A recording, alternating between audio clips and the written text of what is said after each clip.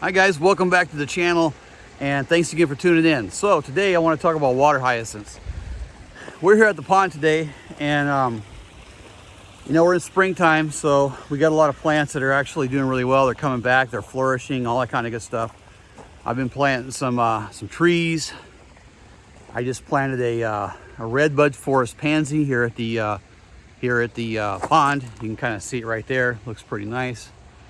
And so anyways, I had gotten some water hyacinths from a friend of mine, and he told me that these are some pretty prolific growing plants, and they do really well in your pond, So I said, okay, I'm looking for some coverage, in the pond. So I'm not sure, they say for algae purposes, you should have some coverage. I've heard anywhere from 60% of your pond needs to be covered to 80%. Like, wow, if 80% of my pond's covered, I'm never going to see my fish. I mean, that's really what that is. So, I think putting pond plants at the water's edge and stuff helps a lot, with the algae and stuff too, because it's competing for the key nutrients and oxygen and stuff like that in the water.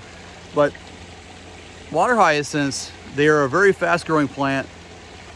And let me tell you a story about them. So I got these pond plants, these water hyacinths, and the wintertime came. Here in zone 9 in California, these water hyacinths, they started to brown and wilt and die, and I thought it didn't look very good. I mean, seriously, I heard that these particular plants are from like South Africa or the rainforest, maybe down in South America. I'm not sure, but when does it in South America, when it's like in a rainforest, when does it snow? Does it really get that cold? Probably not. So I'm guessing anyways. So I've never been there. But anyways, these plants started to die out, and they started to get brown, So I would suggest, if you live in a zone where it gets cold, maybe on the East Coast or Midwest somewhere where it starts to snow, if you've got water hyacinths in your pond and you see that they're starting to die out, okay, don't throw them away. What I did with mine is I fished them out of the pond. I put the brownish plants, they looked like they were dead. I put them in a wheelbarrow and I put some water on them, or you can put them in some kind of a tub with some water in them. Keep them in water throughout your winter time there. You don't want the water to freeze over, so maybe if you wanted to bring them inside somewhere and you can kind of get them to where they're not being thrown away. So what happened is that these water hyacinths went from being brown and yucky to flourishing again. I started seeing, like, during the summertime or springtime time, we started seeing some little buds on the brown pieces of dead like the plant material, and so I thought they were dead. So I was going to throw them out and all that kind of good stuff, and I thought, well, let's just see what happens, So I tested the theory, and sure enough, they started coming back. Let me show you what they look like now. I started throwing them up. I started throwing all that gray and brown ucky stuff, plant material, up on the waterfall area edge, and let it just sit there. And it started coming back. Started getting little buds on it. And I thought, this is like the coolest thing. Now I know that next year, when they die out, I'm not gonna throw them out. They don't look that great, but I'll show you what they look like today. And I've got some moss in here and stuff like that too. So, and I don't think that algae and moss is not a bad thing really for your pond, just as long as it doesn't get overwhelmed. We don't want moss and algae to get overwhelmed. So I treat it with an algae fix, and when it gets really bad, I treat it like every 3 days. I give it the appropriate type of mix there. You just look on the label of the algae fix, it'll tell you how many gallons to put in your pond. But let me turn this around so you can see what the water hyacinths look like today. All right, so the water hyacinths today, they're starting to come back. You can kind of see down in here.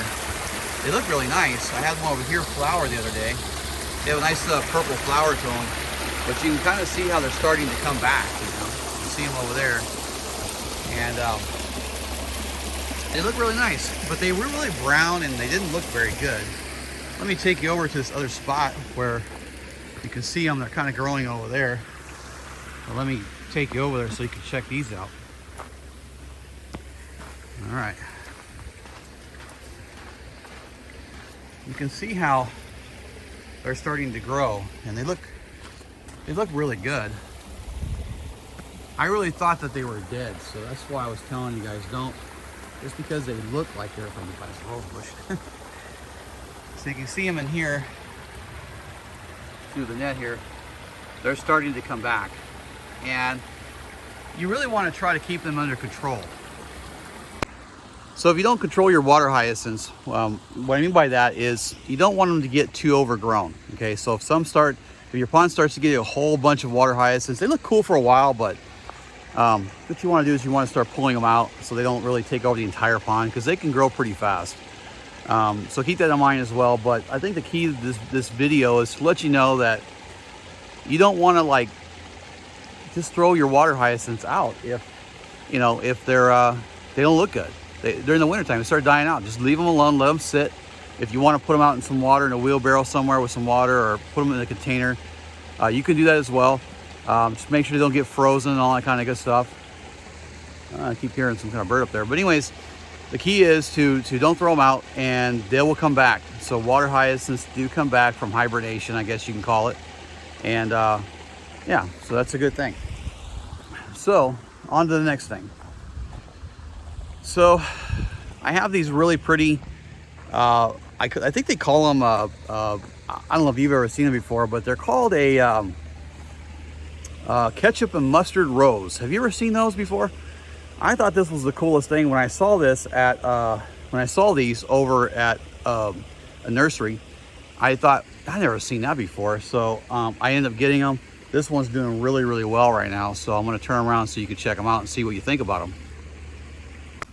All right, so here's the ketchup and mustard rose, and I think they're really nice because see how they have this yellow on the inside and red on the outside. Here's another good little look. Let's go to the side view. You can see how you have that nice, pretty mustardy color along with the red into them, and they get this really pretty, vibrant, big size rose. So they're really, really nice.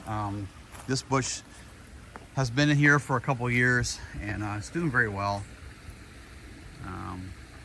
They're really pretty roses. So if you ever see any these type of roses, you might want to grab them. They're good for your garden as well. These were real pretty red, yellowish rose. I'm not sure what they were called, but they were very, very pretty. They get these really big blooms on them, and I think their roses are another good addition to the pond.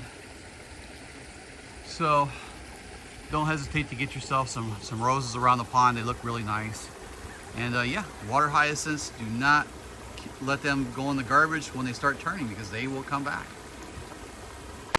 All right, guys, well, that's it for this video, and I hope you liked the video. Please subscribe to my channel. I'll have some more garden stuff and pond stuff coming up, and I hope to see you on the next video. And thanks again.